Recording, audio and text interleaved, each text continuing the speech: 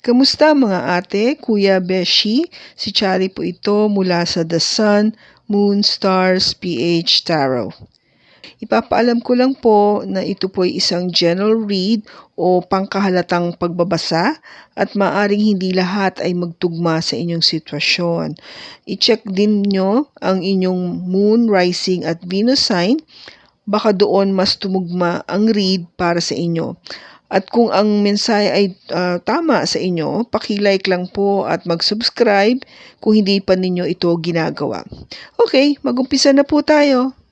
Hello po mga ate, kuya, beshies. Kamusta na po kayo? Andito ulit ako si Chari para gawa another reading, and this is for the sign of Aries, Sun, Moon, Rising, and Venus, and of course, welcome po yung mga cross-watchers ni Aries at ang mga bago po nating mga viewers. Ang gagawin ko po ngayon ay gagawa po ako ng pangkalatang pagbasa para po sa taong 2024.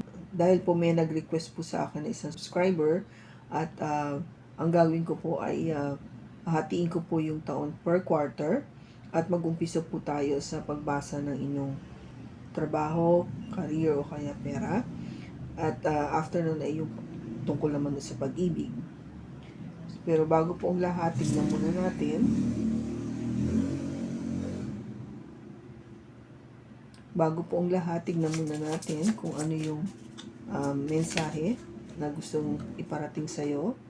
Aries, we have here, go with the flow.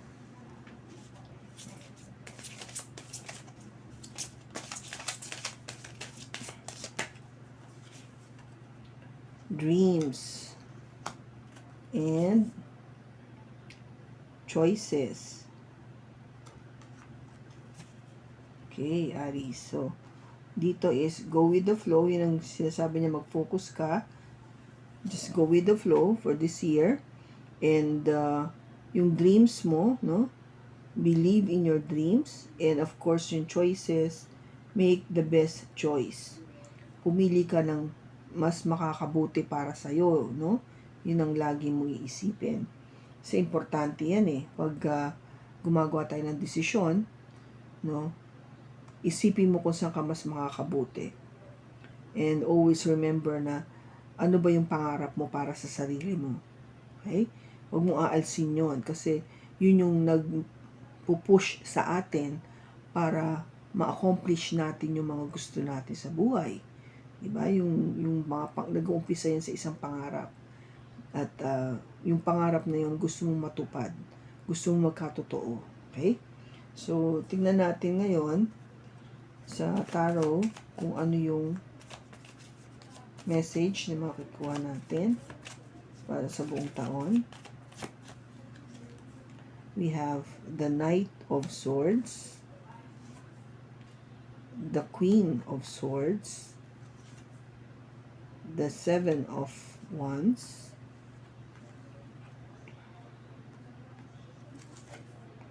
the Page of Wands, the Nine of Pentacles, and the Three of Pentacles. Two of Pentacles, Ten of Cups, and the Nine of Cups. The Three of Wands,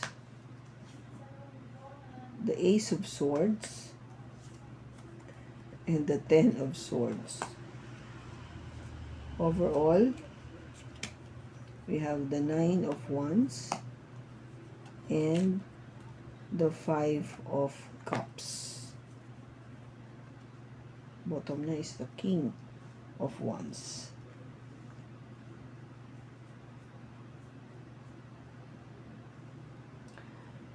Okay, Aries, bago tayo mag-umpisa, gusto ko lang ipaalala sa inyo na itong reading na ito o pagbasa na ito ay isang para sa kalahatan. At ibig po sabihin, kung meron akong sasabihin na nag-resonate sa inyo o umugma sa inyong sitwasyon, then take nyo po yon as a guide. At kung meron mang bagay na hindi nag-resonate sa inyo, huwag nyo pong pansinin. Just leave it. Okay? Ganun lang po yon. Kasi po, syempre marami pong mga Aries ang nakikinig, kaya marami pong energy ang napipick up po natin. At hindi lang po itong nakafocus sa inyo mismo. Okay, Aries? So, ibig sabihin, merong mga bagay na talagang, hindi naman akin yan eh. Mga ganong scenario. Okay, so, kung ganon yung naririnig mo sa akin, then wag mo lang yung pansinin. Okay? So, first quarter, January, February, March. Para sa career mo, Aries, nag-start ka nitong January with that feeling of kailangan merong galaw, no? May movement, may action na mabilis with the Knight of Swords. Mabilis na action. Kung gaba parang I bet marami kang trabaho. Marami kang gustong ma-accomplish. Marami kang gustong magawa. No, kaya nagmamadali ka. Kasi ang focus mo talaga, no, especially itong quarter na to, first quarter ng taon, is talagang nakatutok sa goals mo. Yung goals mo sa taong ito. Anong gusto mong ma-achieve itong taon na to. Nakafocus siya sa mga pangarap mo. Okay? Ano ba yung pangarap mo for this year para sa iyong career? Kaya dun ang ano mo eh, yung nakatutok ka doon kung gaba. And anything na magugulo yung takbo ng iyong goals, no, for this year, medyo kakalabanin mo o aharangan mo. Hindi mo pahihintulutan na magkaroon ng disruption o kaguluhan sa plano mo. No? Magiging ganito ka eh, yung energy na to. Very defensive. Para bang anything na merong alam mong gaba kumukontra sa'yo o binabaksak ka o binababa ka o hindi approve sa'yo, ano mo yan. Yung gagawa ka ng paraan na para hindi to matuloy o poprotektahan mo yung sarili mo. Gaba? Para hindi ka maapektuhan. No? That's what it is. Now, yung second quarter kasi, you could actually see yourself, no, na you're better off being on your own, no, a single person. Kasi ikaw, o sa single person, makakamit mo to lahat eh. In other words, you work perfectly well, either with yourself or with group of people. Kasi, dito naman sa last quarter of the first half of the year, may cooperation naman eh. There is cooperation from your coworker na ganito yung mangyayari. So maganda, may harmony, no? Maybe because you have proven, no, to yourself or to them, kaya ko mag-isa. Hindi ako takot. I can prove to you that I can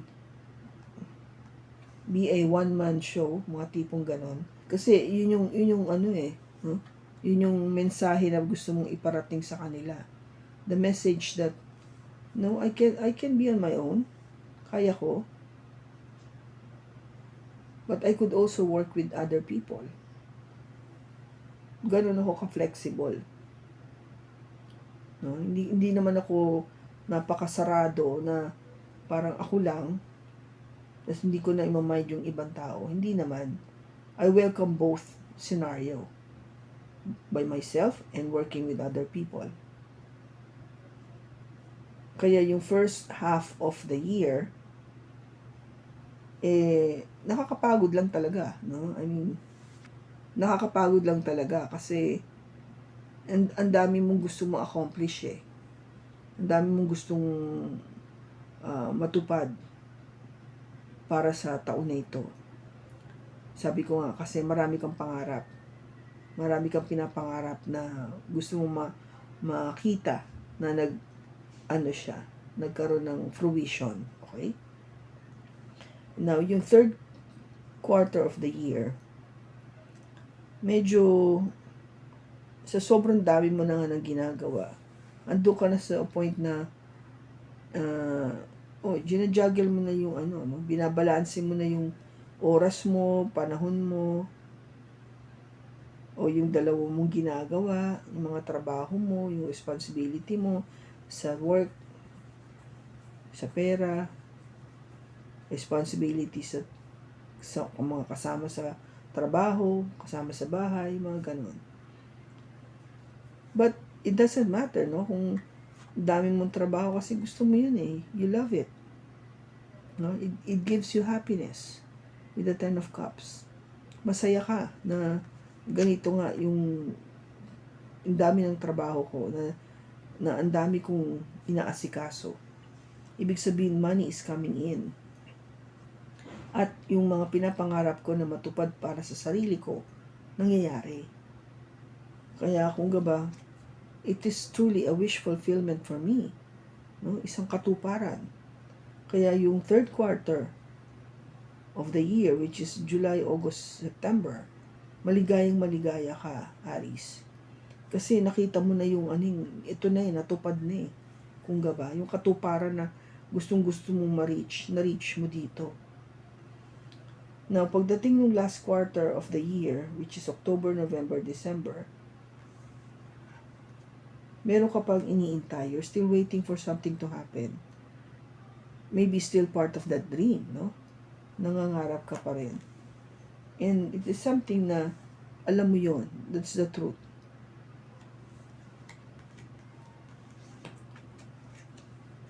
And that truth would mean an ending of something. Merong matatapos. There's an ending of all the difficulty that you have gone through. Yung mga dating mga nang-iintriga sa'yo, yung mga walang believe sa'yo, yung mga walang kumpiyansa sa'yo, lahat yan tapos na, matatapos na, o tapos na. Pagdating ng December, kung gaba parang wala, napatalbog mo lahat sila eh. Tinapos mo na. In other words, kung dati, nagkaroon ka ng nung March, kasi defensive ka na ng March eh. Sabihin natin, nung first quarter medyo naiintri-intriga ka na. Pagdating nung last quarter of the year, wala, talbog lahat sila sa'yo. Kasi napatunayan mo na, ikaw yung tagumpay, ikaw yung panalo. Nakaya mo, may natapos. Kung gaba, parang wala na yung mga intriga na yan. Wala na yung mga intriga na yan. Okay? Kasi nga, nakita mo na, dito ba, may wish fulfillment na eh. Natupad yung gusto mo. And yung overall energy kasi dito, ng last quarter of the year, or the last half of the year, kasi nga, ayaw mo magkaroon ng regrets, no?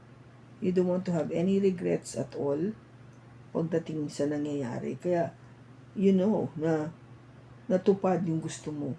Nagkaroon ng katupad. I think what you've been waiting here is para lumabas yung katotohanan. Ito. Para lumabas yung katotohanan. You're waiting for the truth to come out. And coming out of the truth would mean an ending of all the negative things na nasabit sa'yo. Kung meron ka mang intriga na pinagdadaanan, no? Pagdating ng December, you are waiting for that to end. Matapos na siya. Okay? Kasi ayaw mo ayaw mo malungkot, ayaw magdusa.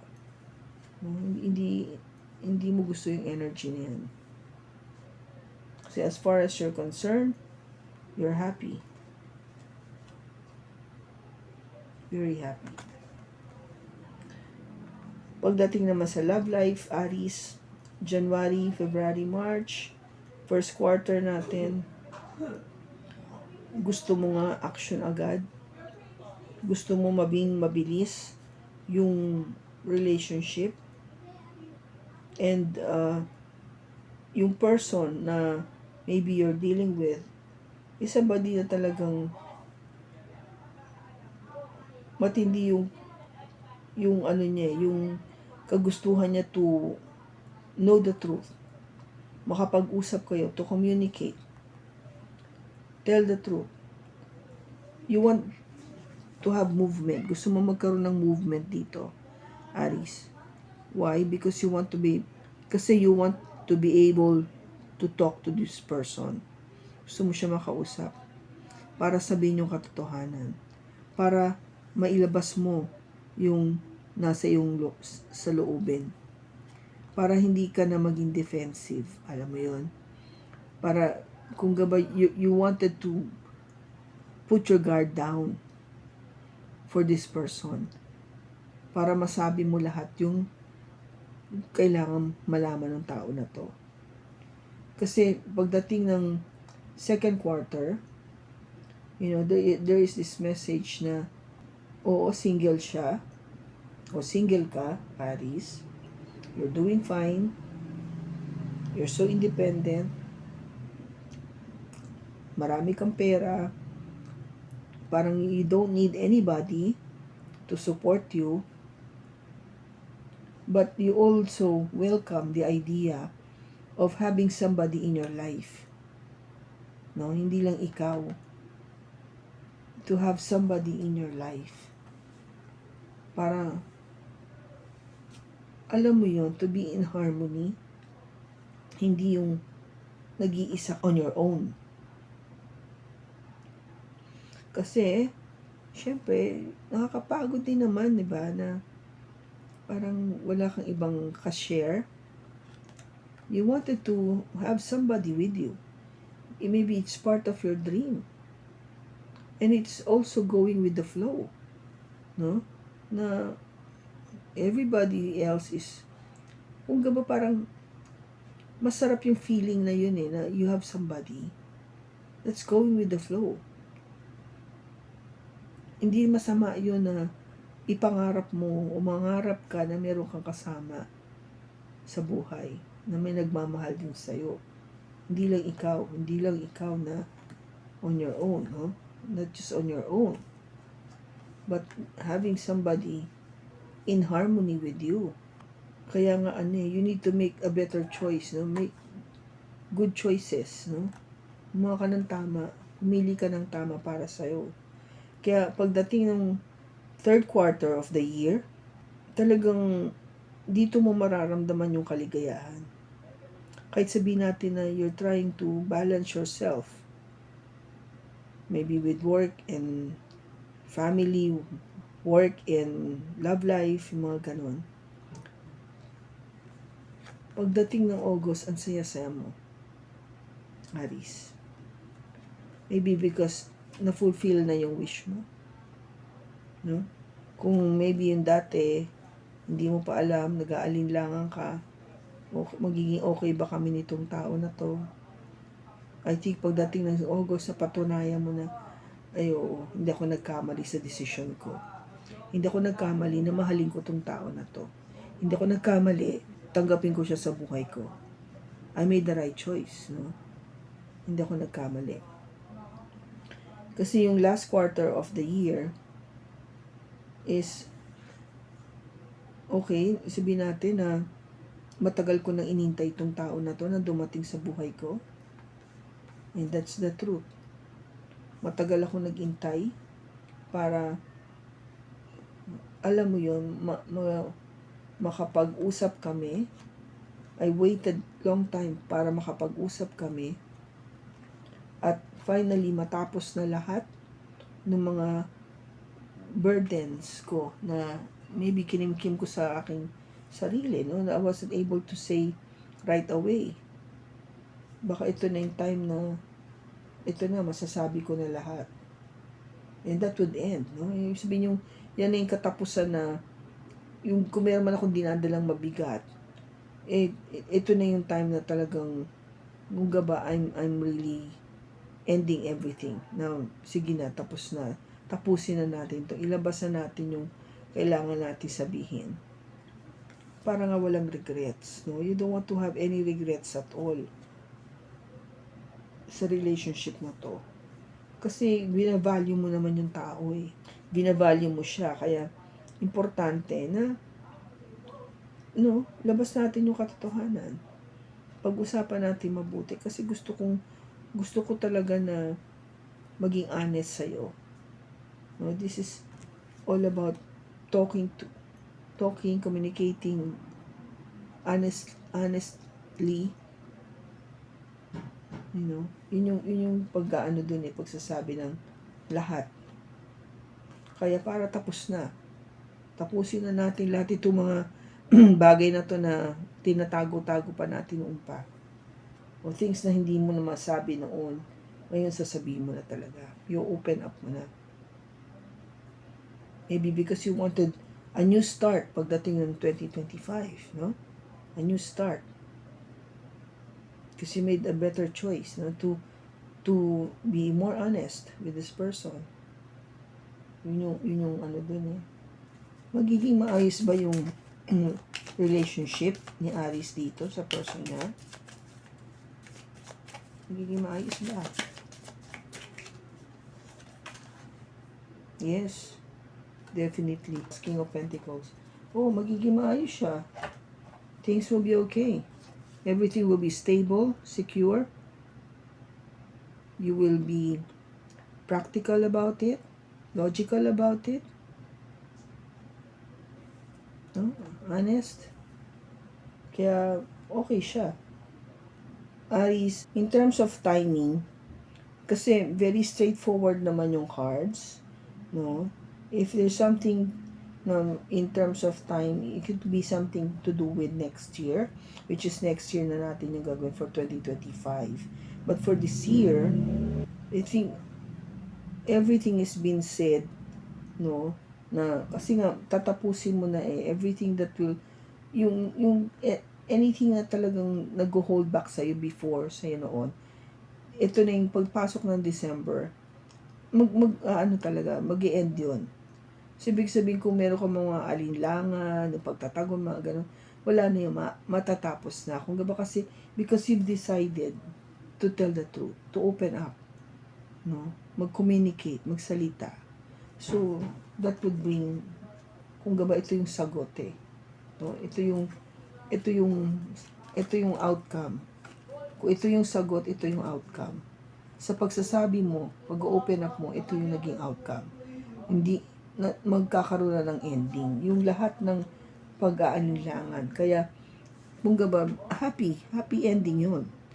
Hindi naman lahat ng pagtatapos masama. So, ba, kaya mo ginagawa ito nga kasi gusto mo na maayos you end the year with a clean slate. Ba, malinis yung pagtatapos ng taon mo. Kaya okay lang siya, okay? I hope na nakatulong ito sa iyo, Aries. Maraming salamat sa pagsama mo sa akin sa pagbasa na ito. Sa susunod po muli, ingat ka and God bless.